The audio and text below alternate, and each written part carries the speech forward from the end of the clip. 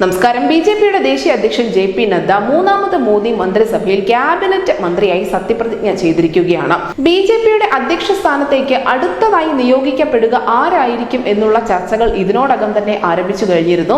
ആ സ്ഥാനത്തേക്ക് ഏറ്റവും അധികം ഉയർന്നു കേട്ട പേരുകൾ നിർമ്മല സീതാരാമന്റേതും അതിനോടൊപ്പം തന്നെ ശിവരാജ് സിംഗ് ചൗഹാന്റേതും ഭൂപേന്ദ്ര യാദവിന്റേതും ഒക്കെ ആയിരുന്നു. പക്ഷെ അവരും ഇന്നലെ സത്യപ്രതിജ്ഞ ചെയ്തുകൊണ്ട് മൂന്നാം മോദി മന്ത്രിസഭയിൽ അധികാരമേറ്റിരിക്കുകയാണ്. ഇതോടുകൂടി പാർട്ടിയുടെ തലപ്പത്തേക്ക് ആര് എന്നുള്ള ചോദ്യം ഇപ്പോഴും നിലനിൽക്കുകയാണ്.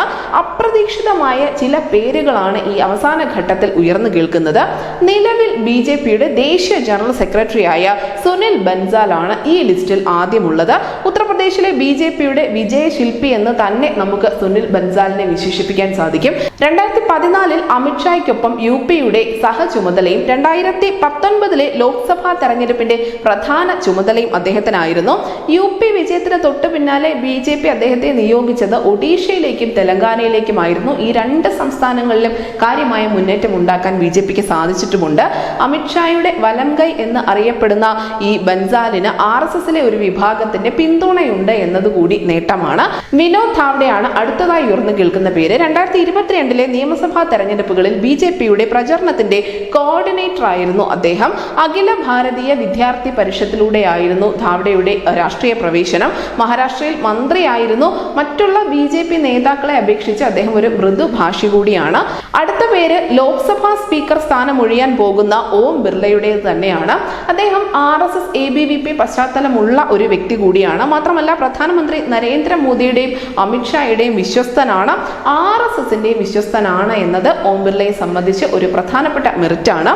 രാജസ്ഥാനിൽ നിന്നുള്ള മുതിർന്ന നേതാവായ ഓം മാത്തൂരിന്റേതാണ് അടുത്തതായി ഉയർന്നു കേൾക്കുന്ന പേര്. RSSന്റെ പ്രചാരകനും സംഘടനാ പ്രവർത്തന പരിചയമുള്ള വ്യക്തിയുമാണ് അദ്ദേഹം. 2023 ഛത്തീസ്ഗഡ് നിയമസഭാ തെരഞ്ഞെടുപ്പിൽ കോൺഗ്രസിനെതിരെ ബിജെപിക്ക് അപ്രതീക്ഷിത വിജയം നേടിക്കൊടുക്കുന്നതിൽ പ്രധാനപ്പെട്ട പങ്ക് വഹിച്ചത് അദ്ദേഹമായിരുന്നു. സംഘടനാ കാര്യങ്ങളിൽ മികച്ച അറിവുള്ള ഒരു നേതാവായാണ് അദ്ദേഹം ദേശീയ തലത്തിൽ തന്നെ അറിയപ്പെടുന്നത്. മുൻ കേന്ദ്രമന്ത്രിയായ അനുരാഗ് ഠാക്കൂറിന്റെ പേരുകളും ഉയർന്നു കേൾക്കുന്നുണ്ട്. നമുക്കറിയാം ഇക്കുറി കേന്ദ്ര മന്ത്രിസഭയിൽ അദ്ദേഹമില്ല. ബിജെപിയുടെ യുവജന വിഭാഗത്തിന്റെ മുൻ പ്രസിഡന്റായ ഠാക്കൂറും ഈ സംഘടനാ പ്രവർത്തനങ്ങളിൽ പുതുമുഖമൊന്നുമല്ല. അദ്ദേഹത്തിന് വളരെ മികച്ച പ്രവൃത്തി പരിചയമുണ്ട്. ഏറ്റവും ഒടുവിൽ കേൾക്കുന്നത് ദക്ഷിണേന്ത്യക്ക് സുപരിചിതനായ BL സന്തോഷിന്റെ പേരാണ്. ഇതിനകം പാർട്ടിയുടെ ശക്തി കേന്ദ്രമായി അദ്ദേഹം ദക്ഷിണേന്ത്യയിൽ മാറിയിട്ടുണ്ട്.